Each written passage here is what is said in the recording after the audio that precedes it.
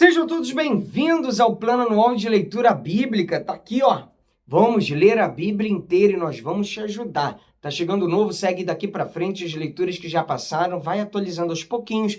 Temos uma playlist aqui no nosso canal, Leitura Anual Bíblica, entra nela, tá bom? Pessoal, se você não é inscrito no canal, se inscreva no canal. Não é inscrito não? Se inscreva no canal, dá um like e compartilha para os seus contatos e grupos. Vamos à leitura de hoje.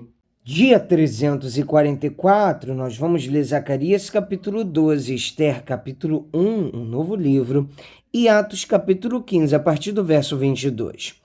Zacarias 12, a salvação de Jerusalém. Sentença pronunciada pelo Senhor a respeito de Israel. O Senhor que estendeu o céu, fundou a terra e formou o espírito do ser humano dentro dele, diz: Eis que eu farei de Jerusalém um cálice de atordoamento para todos os povos vizinhos e também para Judá, durante o sítio contra Jerusalém. Naquele dia farei de Jerusalém uma pedra pesada para todos os povos. Todos os que tentarem erguê-la ficarão gravemente feridos, e todas as nações da terra se ajuntarão contra ela. Naquele dia, diz o Senhor, farei com que todos os cavalos fiquem espantados e os seus cavaleiros fiquem loucos. Manterei os meus olhos abertos sobre a casa de Judá e farei com que todos os cavalos dos povos fiquem cegos. Então os chefes de Judá pensarão assim: os moradores de Jerusalém têm a força do Senhor dos exércitos, seu Deus. Naquele dia, porém, os chefes de Judá, como um braseiro aceso debaixo da lenha e como uma tocha acesa entre os feixes de trigo. Eles destruirão à direita e à esquerda todos os povos ao redor, e Jerusalém será habitada outra vez no seu lugar, na própria Jerusalém. O Senhor salvará primeiramente as tendas de Judá, para que a glória da casa de Davi e a glória dos moradores de Jerusalém não sejam exaltadas acima de Judá. Naquele dia, diz o Senhor, protegerá os moradores de Jerusalém. O mais fraco dentre eles, naquele dia, será como Davi, e a casa de Davi será como Deus, como o anjo do Senhor diante deles. Naquele dia procurarei destruir todas as nações que vierem contra Jerusalém. O arrependimento dos habitantes de Jerusalém. E sobre a casa de Davi e sobre os moradores de Jerusalém derramarei o espírito da graça e de súplicas. Olharão para aquele a quem traspassaram, prantearão por ele como quem pranteia por um filho único, e chorarão por ele como se chora amargamente pelo primogênito. Naquele dia, o pranto em Jerusalém será tão grande como o pranto de Hadad e Rimom no vale do Megido.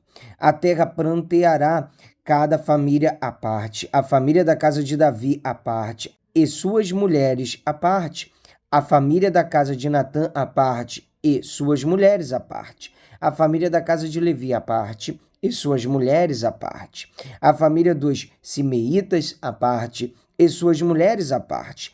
Todas as outras famílias prantearão, cada família à parte, e suas mulheres à parte. Vamos ler agora o livro de Esther, capítulo 1. O banquete de Assuero. Isto aconteceu nos dias de Assuero, o Assuero que reinou sobre 127 províncias, desde a Índia até a Etiópia. Naqueles dias, quando Assuero reinava na cidade de Suzã, no terceiro ano do seu reinado, deu um banquete a todos os seus oficiais e servidores. O exército da Pérsia e da Média, bem como os nobres e os governadores das províncias, estavam presentes. Então Assuero mostrou as riquezas da glória do seu reino e o esplendor da sua excelente grandeza durante muitos dias, durante 180 dias. Passados esses dias, o rei deu um banquete a todo o povo que estava na cidadela de Suzã, tanto para os maiores como para os menores, durante 7 dias no palácio do jardim do Palácio Real. Havia cortinas de algodão brancas e azuis, amarradas com cordões de linho e de púrpura, a argolas de prata e a coluna de alabastro. A armação dos leitos era de ouro e de prata, sobre um piso de pórfiro, de mármore, de alabastro e de pedras preciosas. A bebida era servida em taças de ouro de vários tipos, e havia muito vinho real, graças à generosidade do rei. Bebiam sem restrições, como estava prescrito, pois o rei havia ordenado a todos os oficiais da sua casa que fizessem segundo a vontade de cada um. Também a rainha Vaste deu um banquete às mulheres no palácio do rei Assuero. A rainha Vaste desafia o rei Assuero. No 7º dia, quando o seu coração já estava alegre por causa do vinho, o rei Assuero ordenou a Meumã, Bista, Arbona, Bigta, Abagita, Zetar e Carcas, os 7 eunucos que serviam na presença dele, que trouxessem à sua presença a rainha Vaste, com a coroa real. Ele queria mostrar aos povos e aos príncipes a beleza dela, pois ela era muito bonita. Porém, a rainha Vaste se recusou a atender à ordem do rei, transmitida por meio dos eunucos. Diante disso, o rei muito se enfureceu e se inflamou de raiva. Então o rei consultou os sábios que entendiam dos tempos, porque era seu costume fazer isso na presença de todos os que conheciam a lei e o direito. E os mais chegados a ele eram Carcena, Setar, Admata, Tarsis, Meres, Marcena e Memucã, os 7 príncipes dos persas e dos medos que tinham acesso direto ao rei e se assentavam como principais no reino. Ele perguntou, segundo a lei, o que se deve fazer à rainha Vaste, por não haver cumprido a ordem do rei Assuero, transmitido por meio dos eunucos?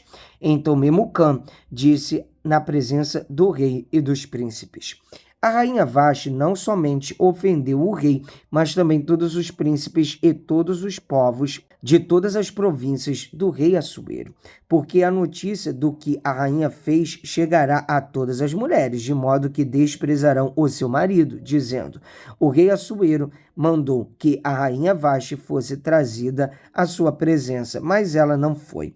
Hoje mesmo, as princesas da Pérsia e da Média, ao ouvirem o que a rainha fez, dirão o mesmo a todos os príncipes do rei, e assim haverá muito desprezo e indignação. Se for do agrado do rei, que ele baixe um decreto real e que se inscreva nas leis dos persas e dos medos, e não se revogue, que Vaste fica proibida de comparecer à presença do rei Assuero, e que o rei dê o reino dela a outra que seja melhor do que ela. Quando este decreto do rei for proclamado em todo o seu reino, que é tão vasto, todas as mulheres darão honra a seu marido, tanto ao mais importante como ao menos importante. O conselho agradou tanto ao rei como aos príncipes, e o rei fez o que Memucã havia sugerido. Enviou cartas a todas as províncias do reino, a cada província segundo o seu modo de escrever e a cada povo segundo a sua língua.